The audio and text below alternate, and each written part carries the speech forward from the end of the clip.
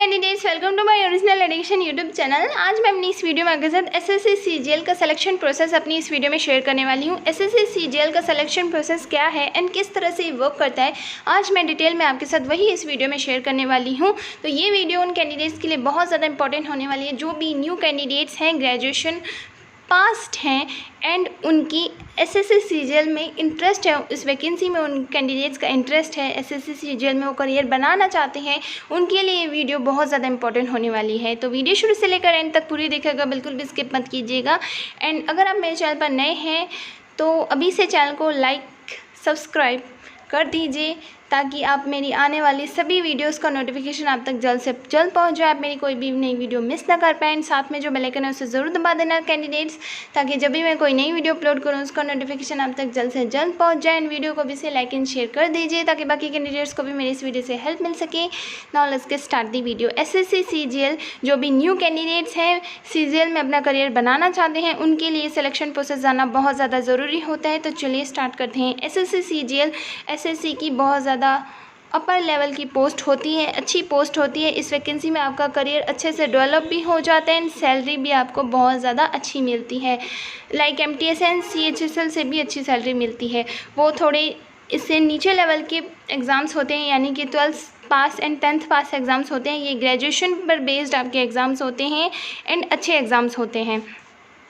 पर कैंडिडेट्स, इसमें आपको डरने की बिल्कुल ज़रूरत नहीं है कि बहुत हाई लेवल आता है, हम कैसे क्लियर करेंगे। अगर एक बार आपने अपनी प्रैक्टिस अच्छे से स्टार्ट कर ली तो ये एग्ज़ाम आपका क्रैक हो जाएगा, जिस तरह से बाकी कैंडिडेट्स का भी ये एग्ज़ाम क्रैक होता है। तो इसमें बिल्कुल भी आपको डरने वाली बात नहीं है। अगर आपकी ग्रेजुएशन कंप्लीट है तो मैं आपको यही रिकमेंड करूँगी, आप इस पोस्ट के लिए ज़रूर अप्लाई कीजिए। तो चलिए आगे जान लेते हैं सिलेक्शन प्रोसेस किस तरह से वर्क करता है। एसएससी सीजीएल का सिलेक्शन प्रोसेस किस तरह से वर्क करता है, यहाँ पर मेंशन किया गया है कुछ पॉइंट्स जो कि आपके जाने बहुत ज़्यादा ज़रूरी है कैंडिडेट्स।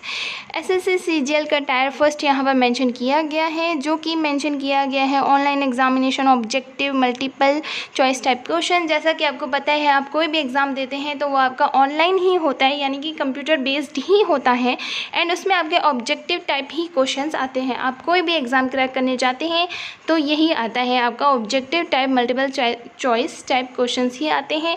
इंग्लिश उसमें मोस्ट इंपॉर्टेंट होती है, रीजनिंग उसमें मोस्ट इंपॉर्टेंट होती है, क्वांट भी उसमें मोस्ट इंपॉर्टेंट होती है। ये तीनों सब्जेक्ट को आपके मोस्ट इंपॉर्टेंट होते ही होते हैं।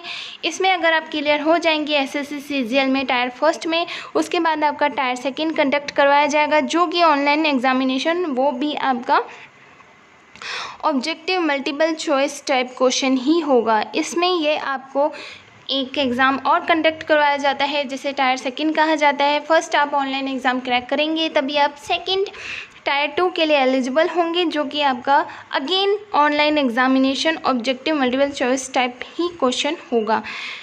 उसके बाद आपका टायर थर्ड कंडक्ट करवाया जाता है। जो भी कैंडिडेट्स टायर सेकंड में एलिजिबल हो जाते हैं उनका एसएससी सीजीएल का टायर थर्ड कंडक्ट करवाया जाता है, जिसे descriptive paper in English and Hindi, writing of essay letter application. जो भी लैंग्वेज आपको सूट करती है आप उसी लैंग्वेज पर क्लिक करेंगे। इंग्लिश एंड हिंदी आप उसी लैंग्वेज में अपना एसे लिखेंगे, उसी लैंग्वेज में आप अपना लेटर भी लिखेंगे, एप्लीकेशन भी लिखेंगे। डबल लैंग्वेज आप यूज़ नहीं कर सकते हैं, एक ही लैंग्वेज आपको चूज़ करनी पड़ेगी, उसी में आपको लिखना है। वो आपकी चॉइस होगी कैंडिडेट्स कि आपको कौन सी लैंग्वेज चूज़ करनी है। इंग्लिश करनी है तो आप इंग्लिश कीजिए, हिंदी करनी है तो आप हिंदी कीजिए। टायर थर्ड में आप क्लियर होने के बाद आप कंडक्ट करवाए जाएंगे टायर फोर्थ में। यस कैंडिडेट्स, एसएससी सीजीएल का प्रोसेस जो भी है सिलेक्शन प्रोसेस बहुत लंबा होता है। पहले आपका टायर फर्स्ट, फिर उसका रिज़ल्ट आता है, फिर आपका टायर सेकंड, फिर उसका रिज़ल्ट आता है, फिर आपका टायर थर्ड, फिर उसका रिज़ल्ट आता है, देन आपका टायर फोर्थ, फिर उसका भी रिज़ल्ट आता है। पर अच्छी पोस्ट है, सैलरी भी आपको बहुत ज़्यादा अच्छी मिलती है, इसमें आपके डेवलप भी बहुत ज़्यादा अच्छे हो जाते हैं। एसएससी सीजीएल का टायर फर्स्ट कब कंडक्ट करवाया जाता है? कंप्यूटर प्रोफिशिएंसी टेस्ट होता है ये, जिसे स्किल टेस्ट भी कहा जाता है। एंड यहाँ पर मेंशन किया गया wherever applicable documents verification, ये आपका होगा। डॉक्यूमेंट्स वेरिफिकेशन हर गवर्नमेंट वैकेंसी में आपकी होती ही होती है। तो टायर फोर्थ जो आपका कंडक्ट करवाया जाएगा वो आपका स्किल टेस्ट होगा। इसमें आपकी टाइपिंग चेक की जाती है, आप कितने वर्ड्स पर मिनट आप टाइप कर सकते हैं। जो भी लैंग्वेज आपको सूट करती है, जिस भी लैंग्वेज में आपने टाइपिंग सीखी है, इंग्लिश में सीखी है या फिर हिंदी में सीखी है, तो उस तरह से ये आपका स्किल टेस्ट लिया जाता है। इस तरह से टायर 4 आपके कंडक्ट करवाए जाते हैं। जो भी कैंडिडेट्स टायर 4 में पास आउट हो जाता है, पहले के 3 टायर भी क्लियर हो चुके होते हैं उस कैंडिडेट्स के, तो वो इस सीट के लिए एलिजिबल हो जाता है। फिर उसकी डॉक्यूमेंट्स वेरिफिकेशन होती है। डॉक्यूमेंट्स वेरिफिकेशन में आपका कोई भी पुलिस रिकॉर्ड नहीं होना चाहिए, बस इतना आपको ध्यान रखना है कैंडिडेट्स, पुलिस में आपका रिकॉर्ड नहीं होना चाहिए। एंड आपके पास आपके प्रूफ पूरे होने चाहिए, यानी कि बर्थ सर्टिफिकेट एंड आपकी एजुकेशन क्वालिफ़िकेशन का सर्टिफिकेट, आपकी आइडेंटिटी प्रूफ, ये सारे प्रूफ, आपकी फ़ोटोग्राफ्स, ये सारे प्रूफ, आपने 10th 12th स्टैंडर्ड जहाँ से कंप्लीट किए हैं वो सर्टिफिकेट, ये सारे प्रूफ जो होते हैं जो आपको एक इंडिया के नागरिक दिखाते हैं एंड आपकी एजुकेशनल क्वालिफ़िकेशन को प्रूफ करते हैं कि आपने पास आउट कहाँ से की है, ये सारे प्रूफ डॉक्यूमेंट्स वेरिफिकेशन में हर गवर्नमेंट वैकेंसी में चाहिए होते हैं। इससे ज़्यादा कुछ नहीं चाहिए होता है। एंड आपका बस पुलिस रिकॉर्ड नहीं होना चाहिए। इस तरह से डॉक्यूमेंट वेरिफिकेशन कंप्लीट होने के बाद आपको एसएससी सीजीएल की पोस्ट मिल जाती है। नेक्स्ट आपको यहाँ पर कुछ पैराग्राफ के थ्रू भी मेंशन किया गया है। आगे पहले ये जान लेते हैं, कैटेगरी आपको यहाँ पर मेंशन की गई है एंड उसके बाद minimum marks to be obtain यहाँ पर मेंशन किए गए। जो भी यूआर कैटेगरी होती है उसके लिए 30% रखे गए हैं। ओबीसी एंड ईडब्ल्यूएस कैटेगरी के लिए 25% रखे गए हैं and others category like SC ST and OBC candidates के लिए 20% रखे गए हैं। इस तरह से एंड नेक्स्ट आपको कुछ पॉइंट्स मैं मेंशन कर देती हूँ जो कि आपके लिए जानना बहुत ज़्यादा ज़रूरी है। उससे पहले मैं आपको कहना चाहती हूँ कि अगर आप मेरे चैनल पर नए हैं एंड आपको नहीं पता है मेरी वीडियोस के बारे में, तो आप मेरे चैनल पर विज़िट कीजिए, मेरे चैनल को सब्सक्राइब कीजिए। आपके सामने एक मेरे चैनल की पूरी वीडियोस ओपन हो जाएंगी, प्लेलिस्ट ओपन हो जाएगी, आप उसमें देखिए। मेरे चैनल पर रीजनिंग से रिलेटेड वीडियोस अपलोडेड हैं एंड ये वीडियोस आपके लिए बहुत ज़्यादा इंपॉर्टेंट होने वाली है। जो भी कैंडिडेट्स एसएससी एमटीएस या फिर सीएचएसएल या फिर सीजीएल की तैयारी करना चाहते हैं या फिर कर रहे हैं, उन कॉन्सेप्ट को आप देखिए। आपके कॉन्सेप्ट बहुत अच्छे से बिल्डअप हो जाएंगे। आपको एक अच्छा आइडिया लग जाएगा कि ऑनलाइन एग्जामिनेशन जो भी आपका कंडक्ट करवाया जाता है उसमें आपकी रीजनिंग किस तरह से पूछी जाती है, कौन कौन से पॉसिबल क्वेश्चंस होते हैं जो कि आपके रीजनिंग में पूछे जाते हैं, वो आपको मेरे चैनल के प्लेलिस्ट पर आप विज़िट कीजिए। टॉप मोस्ट रीजनिंग पर आप क्लिक करेंगे, टॉप मोस्ट रीजनिंग पर आप क्लिक करेंगे तो आपके सामने रीजनिंग की पूरी वीडियोस ओपन हो जाएंगी। आप उन वीडियोस को देखिए, आपको एक आइडिया लग जाएगा किस तरह से सीजीएल में भी वो क्वेश्चन सीजीएल में भी पूछे जाते हैं। ऐसा नहीं है कि सीजीएल में बहुत हाई लेवल की रीजनिंग पूछी जाती है जो आप क्लियर नहीं कर पाएंगे, ऐसा नहीं होता है कैंडिडेट्स। बस आपको एक आइडिया लग जाएगा किस तरह से क्वेश्चंस पूछे जाते हैं। आप मेरे चैनल पर ज़रूर विज़िट कीजिए, प्लेलिस्ट पर ज़रूर विज़िट कीजिए, टॉप मोस्ट रीजनिंग पर क्लिक कीजिए, रीजनिंग की सारी वीडियोस आप देख लीजिए। आपकी रीजनिंग का सेक्शन बहुत ही ज़्यादा इम्प्रूव हो जाएगा एंड आपको अच्छे से आइडिया लग जाएगा किस तरह के क्वेश्चंस पूछे जाते हैं।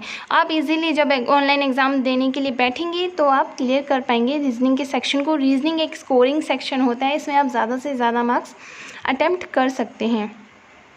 नेक्स्ट आपको यहाँ पर मेंशन किया गया है, कुछ पैराग्राफ मेंशन किए गए हैं, ये भी आप जान लीजिए candidates. After clearing the cut off tier 1st exam you will be eligible to appear for tier 2 and tier 3। Answer sheet of SSC CGL Tier 3rd will be evaluated for those candidates who will qualify SSC CGL Tier 2nd cutoff, Tier 4, Tier 2nd cutoff, Tier 3rd cutoff and Tier 4 exams. Computer proficiency test, skill test is applicable to some specific post only. यानी कि जो skill test है वो specific post के लिए ही आपका लिया जाता है। The tier 3rd result is declared after both tier 3rd and tier 4 have occurred. Next आपको यहाँ पर मेंशन किया गया है, the final result is declared after all the tier 1st, tier 2nd, tier 3rd and tier 4 are conducted. Final merit list is prepared by considering marks of all the tier 1st, 2nd and 3rd. If you do not clear tier 4 skill typing test, then you will be eligible for the post which do not require the typing skills. इतना आपको easily समझ में आ गया होगा candidates. यहाँ पर mention किया गया है, अगर आपने 3 टायर क्लियर कर लिए हैं, tyre first, tyre second and tyre third, तो अगर आप टायर 4 क्लियर नहीं कर पाए हैं स्किल टेस्ट में, स्किल टेस्ट आप क्लियर नहीं कर पाए हैं, तो आप उस पोस्ट के लिए एलिजिबल करवाए जाएंगे जिसमें टाइपिंग का कोई काम नहीं होता है।